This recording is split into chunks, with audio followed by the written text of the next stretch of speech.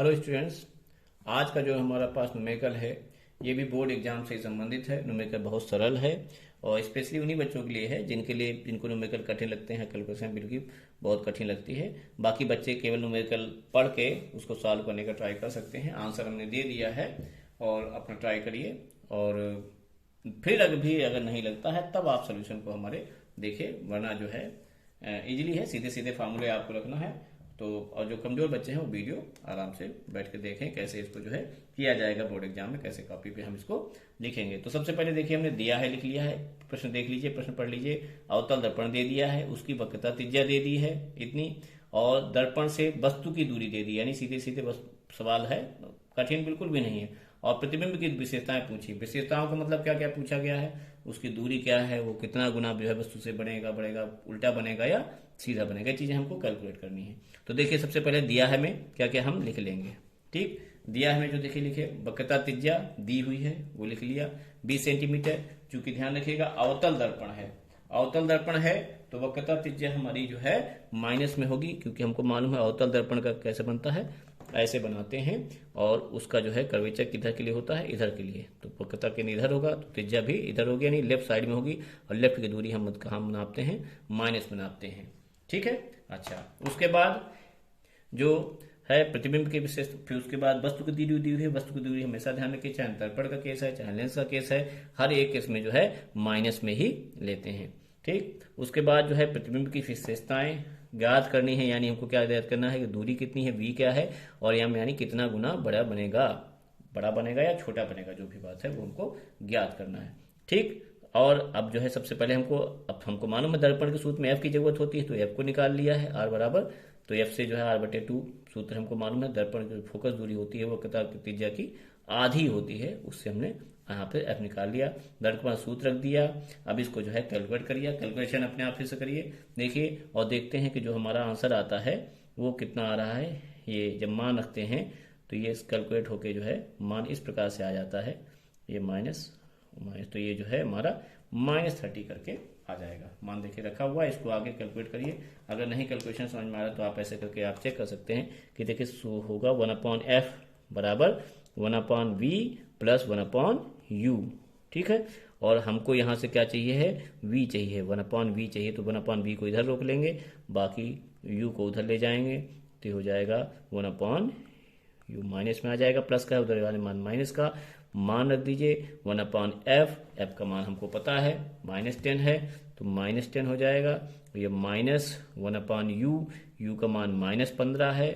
ठीक है, इसको ये 1/v आ रहा है, आगे और इसको लिख लेते हैं, तो माइनस प्लस हो जाएगा -1/10। ये कैलकुलेशन उनके लिए है जिनका कैलकुलेशन कमजोर है, बाकी लोग अपने आप ही करिए इसको। माइनस माइनस प्लस 1/15, और यहाँ से हम कह सकते हैं कि जो 1/v की वैल्यू आएगी 10 और 15 का एलसीएम आ जाएगा 30, और इसको ले सकते हैं 10 3 जा 3 1 जा 3, माइनस का साइन है माइनस, प्लस 15 2 जा 15 दूनी 30, 2 का ऊपर वाले से मल्टीप्लाई हर अंश से, 2 एकम 2 हो जाएगा, तो ये हमारे पास मिल जाएगा। फिर से देखिए विपरीत चिन्ह है, ध्यान रखिएगा, ये माइनस का है प्लस का, विपरीत चिन्ह है तो घटेगा, घटाएंगे हमेशा बड़े में से छोटे को, 3 में से 2 गया 1, चिन्ह उसका लगेगा जो बड़ा है, माइनस वाला बड़ा है इसलिए माइनस का चिन्ह लगेगा, तो -1/30, तो v जो हमारे पास आ जाएगा वो आ जाएगा 30 एकम 30 माइनस का 30, क्योंकि इसको उल्टा किया है तो ये भी चीज़ क्या हो जाएगी, उल्टी हो जाएगी। तो आप कह सकते हो 30/-1 कह सकते हो, या सीधे माइनस प्लस -30 सेंटीमीटर आ जाएगा। इस प्रकार से हमने जो है v को कैलकुलेट किया है। देख लीजिए फिर से एक बार कैलकुलेशन पूरी, जिनको कैलकुलेशन टफ लगती है उनके लिए है ये। ठीक, अच्छा, उसके बाद देखिए v का हमारे पास मान आ गया, ये हमको v पता चल गया, और क्या ज्ञात करना है, v हो गया, v ज्ञात हो गया। अभी v से ही देखिए बहुत कुछ निकाल सकते हैं, सारी बातें हम बता सकते हैं। v का मान देखिए माइनस में है, तो जाहिर सी बात है लेफ्ट साइड में उल्टे से अगर जो है हमारे पास जो भी दर्पण है, दर्पण अगर जो है v माइनस में आ रहा है, v भी माइनस में है, तो माइनस के साथ लेफ्ट में नापते हैं, तो जाहिर सी बात है दर्पण से लेफ्ट साइड में है, और दर्पण से अगर लेफ्ट साइड में अगर प्रतिबिंब होता है तो हमेशा ध्यान रखिए वो उल्टा ही बनता है, तो उल्टा बनेगा, उल्टा होगा तो वास्तविक होगा, वास्तविक और उल्टा हमको ये चीज पता चल गई, तो प्रकृति एक तरीके से हमको पता चल गई। ठीक, एम से भी हम प्रकृति को बता कर सकते हैं, m निकालना है तो दर्पण के लिए हमको मालूम है मैग्निफिकेशन का सूत्र होता है -v/u। यहाँ प्लस है तो यहाँ पे दर्पण यहाँ पे माइनस होगा, लेंस में यहाँ पे माइनस है यहाँ पे प्लस है, इसको ध्यान रखिएगा। b का मान आया -30 तो माइनस पहले से लिखा हुआ है, माइनस का मान है 30 और ये u का मान कितना है -15। ठीक, सेंटीमीटर सेंटीमीटर सेंटीमीटर कैंसिल हो गया, माइनस माइनस प्लस और माइनस हो गया माइनस। ठीक है, ये हमारे पास आ गया। तो अब 15 दूनी 30 तो 2 आया। अब यहाँ भी देखिए माइनस है, मैग्निफिकेशन फिर से माइनस है। मैग्निफिकेशन माइनस का मतलब ही है कि आपका उल्टा प्रतिबिंब है, 2 का है यानी 2 गुना है, यानी प्रतिबिंब उल्टा बनेगा और 2 गुना प्रतिबिंब बनेगा। तो हम कह सकते हैं कि दूरी क्या है, दूरी तो हमारी निकल गई, इसलिए प्रतिबिंब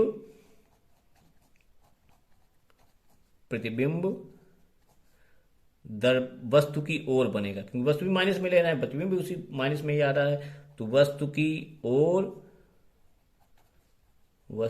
ओर दर्पण से 30 सेंटीमीटर की दूरी पर तथा वस्तु से दुगने आकार का, वस्तु से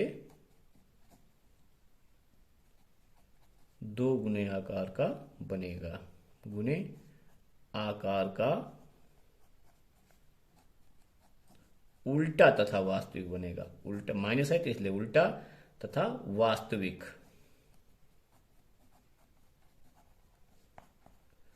बनेगा। ठीक, ये कह सकते हो आप पूरा आंसर हो गया। ठीक है, सारी बातें यहाँ क्लियर हुई। अब मान लीजिए जो है इसी सवाल में अगर कह देता है कि रे डायग्राम भी अगर आप खींचिए, ये भी अगर आप बात कर देता है तो आपको रे डायग्राम भी खींचना आना चाहिए। तो रे डायग्राम कैसे खींचेंगे, सबसे पहले देख लिए दर्पण कौन सा दिया है, हम आपको फिर से बता दे रहे हैं कि सारी चीजें जब भी दर्पण लेंस का सूत्र हो, सॉरी रे डायग्राम अगर खींचना है तो तरीका सबसे पहले ये चीजें बना लीजिए। दर्पण का जैसे है तो दर्पण में सबसे पहले दर्पण बना लीजिए, जो जिस दर्पण की बात की गई है दर्पण बना लीजिए और मुख्य अक्ष खींच लीजिए, ये सारे काम, और F को और C को रिप्रेजेंट कर दीजिए। ये काम सबसे पहले कर दीजिए, उसके बाद फिर ठीक सोचिए कि इसको कहाँ रखना है। मतलब फिर से समझ लीजिए, दर्पण बनाना है, मुख्य अक्ष F और C। F और C रखने के लिए बस ये ध्यान रखिएगा कहीं पे भी आप F रख लीजिए, बस इसको ध्यान रखना है जितनी दूरी पे आपने F रखा है जस्ट उससे डबल उतनी ही दूरी पर F से C को रखना है। ये F हो गया, ये C हो गया, इसको जो है स्केल से बाकायदा नाप कर रखिएगा। बस ये इतना सा वहां पे ध्यान रखना है। ठीक है, अब मुख्य अक्ष तो आपको मालूम ही है, वो दर्पण के जो है 20 से होकर जाएगी। अब रख लीजिए F कितना दिया हुआ है, 10 -10 दिया है, U दिया है 15, तो यानी ये अगर ये 10 दे दिया है तो 15 है, तो यानी वस्तु जो है कहीं पे यहाँ पे बीचों बीच में जो है रखी हुई है। जितनी बड़ी भी वस्तु बनाना चाहे दर्पण के हिसाब से अपना बना लीजिए। अब हमको रे डायग्राम खींचने के लिए इससे 2 ऐसी रेखाएं किरणें डालनी हमको है दर्पण पे जिनका हमको आउटपुट मालूम है। आउटपुट मालूम है कि वो दर्पण से टकराने के बाद कहाँ जाती हैं। तो हमको 3 रेखाएं, आपने देखा होगा 3 किरणें जो है आपको पढ़ाई गई हैं, एक समांतर वाली है, एक F से जाते हुए, और तीसरी जो है जो किरण जाती हुई C से जाती हुई बनाई गई है। तो C से अगर जाते हुए बनाएंगे तो ध्यान रखिएगा दर्पण हमको थोड़ा सा बड़ा करना पड़ेगा। ठीक है, तो वो यहाँ इस केस में ना बनाइए तो ज़्यादा अच्छा रहेगा, कॉम्प्लिकेट हो जाएगा। तो हम 2 किरणें, एक तो ये खींचे ले रहे हैं समतल की, और एक जो है F से जाती हुई वाली खींच लेंगे। तो समतल वाली जो किरण है वो, सॉरी समांतर वाली जो किरण है वो टकराने के बाद कहाँ जाती है, फोकस पॉइंट से होते हुए निकल जाती है। ठीक है, इस प्रकार से। और जो F से होते हुए किरण जाती है, दर्पण को थोड़ा सा और बड़ा कर लीजिए, वो कहाँ चली जाती है, वो चली जाती, समांतर हो जाती है। तो हम यहाँ कहीं पे देखते हैं कि ये जो है टकराने के बाद थोड़ा सा और नीचे आएगी किरण, इस टाइप से कहीं यहाँ पे ये निर्गत होगी, निकलेगी, जाएगी। तो ये यहाँ पे जहाँ पे टकरा रही हैं वही मुख्य अक्ष से उसी के लिए ऊपर सीधे के लिए रेखा खींचने, चूंकि वास्तविकता में टकरा रही हैं इसे सॉलिड लाइन बनाएगा। तो हम देख रहे हैं कि ये लगभग जो है इससे 20, अगर ये 10 है तो 20 है, 20 से परे ही है तो ये लगभग 30 सेंटीमीटर हो गया। यहाँ लिख देंगे ये 30 सेंटीमीटर। ठीक है, यहाँ लिख देंगे 15 सेंटीमीटर, ये 10 हो गया। ठीक है, इसको लिख दीजिए, ये यहाँ से यहाँ तक आपका ये यहाँ से केस पूरा। ठीक, 30 आया, ये 10 है, सॉरी ये 15 है, फोकस नापते हैं ध्यान रखिएगा। तो ये 15 हो गया और ये 10 दे दिया, इसको नहीं 10 है, ये 10 है, फोकस दूरी जो है 10 हो गई। ठीक है, यहाँ तक की। और ये जो है ये 20 दिया हुआ है, तो इसको भी आप रिप्रेजेंट कर दीजिए कि यहाँ से यहाँ तक ये सारी चीज़ें। इस डायग्राम को देख लीजिए, ये डायग्राम हमारा है। फिर से समझ लीजिए इसको, रे डायग्राम को, कि इतनी चीज़ें सबसे पहले बना लीजिए। दर्पण मुख्य अक्ष एफ और सी को, बाद में यहाँ पे एफ और सी आप लिख भी सकते हैं। इसको ओ और ओ प्राइम कर दीजिए कि वस्तु है। ये हो गया आई और आई प्राइम, यानी कि प्रतिबिंब हो गया। ठीक, I for image, O for object. तो ये चीज ध्यान रखनी है, दर्पण बनाना है, मुख्य अक्ष बनानी है, एफ और सी को रिप्रेजेंट कर देना है। एफ और सी में ध्यान रखिएगा कि जितनी दूरी पर दर्पण से आप बनाएंगे उतनी ही दूरी पर सी बनाएंगे। जहां पे आप पोल को पी से रिप्रेजेंट भी कर सकते हैं।